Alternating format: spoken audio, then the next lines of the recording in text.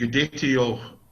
On behalf of Father Mike and myself and the team, can I extend our prayerful good wishes on the 5th Sunday of Easter and hope that our team efforts are helping you through Eastertide and that this difficult period that we are finding ourselves in. The Gospel today has a rather touching story about Jesus and the disciples. He's helping them to get ready for his suffering and death. They're a bit stunned, to say the least. Once he had asked if they were going to leave him, just as many others had. Peter had said, "Where would we go?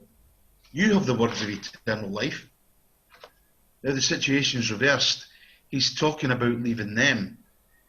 So he says a simple thing. Do not let your hearts be troubled by this. You have faith in God, have faith also in me.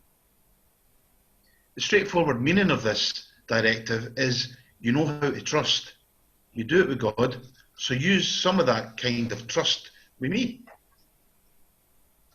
But I think there's also a much deeper meaning. He's saying in effect, I, Jesus, am at complete union with the Father. I am a member of the Trinity. I'm a revelation of everything that the Father is. When you trust the Father, you are trusting me in the very same act. But it goes right over their heads, as it often does ours. So, Jesus, being compassionate, tries an illustration. In my Father's house, there are many dwelling places. If there were not, would I have told you? I'm going to prepare a place for you. And if I go and prepare a place for you, I will come back again and take you to myself. He speaks of a physical place where we can all be together again. He will come back and get us. Who could misunderstand this? The apostles could and did. Fear and panic blocked it. Jesus tried a different approach. Where I'm going, you know the way. Thomas explains the practical difficulty with such a statement. Master, we do not know where you're going, so how can we know the way? In today's language, we would probably phrase it more like, aye, right. If you would just tell us plain and simple where you're going, and we'll get there before you. Again, he's missed the deeper meaning. Jesus had often referred to himself as the way, as in, I am the way, the truth, and the life. You can know the way to the Father because the way is me. It's a beautiful depth of truth, but it doesn't work. So then Philip cuts to the chase. Let's be down to earth and practical. Just show us the Father, and that will be enough for us. Philip has uttered a masterpiece of practical misunderstanding. Jesus, now shocked too, says, have I been with you so long a time, and you still do not know me, Philip? Believe me that I am in the Father, and the Father is in me. This was a step too far, a statement of the oneness of Trinitarian presence.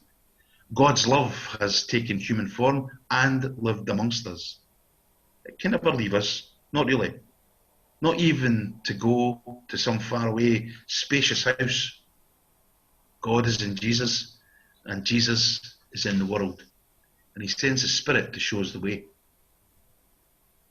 Most of us grew up in a faith world where we're used to making promises, baptismal promises, Lenten promises, New Year promises. We can handle promises we make because we're in control of them. We each determine the extent of what we promise, so we have control. But when someone else makes a promise to us, we don't have control. We're vulnerable.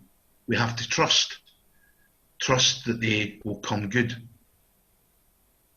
Today's gospel, a wonderful promise.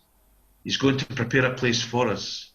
And then one day, he'll come to bring us with him, so that where he is, we may also be. It was during the Last Supper that Jesus began to talk to his disciples about his leaving. They were sorrowful to the point of distress. He consoled them with those words we heard in the Gospel. about there being many rooms in the Father's house, and him going to prepare a place for them, and returning to take them with him. This means we have an eternal home to go to, the Father's house.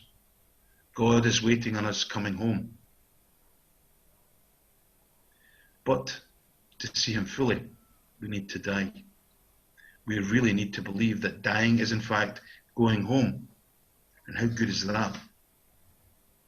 I found that passage from the Gospel today to be invaluable to use as I minister to people at the time of death. It's such a comfort to those who are dying and to those who are being left behind. The belief that there is a home waiting for us, someplace where we will feel comfortable, where we can be ourselves, where we can fit in, where we will be in the company of family and people we love. What a comfort that is. And it's all ours. All we're asked to is to love one another, to create the sort of atmosphere and environment here on earth that we will come to enjoy in eternity. That's what being a missionary disciple is all about.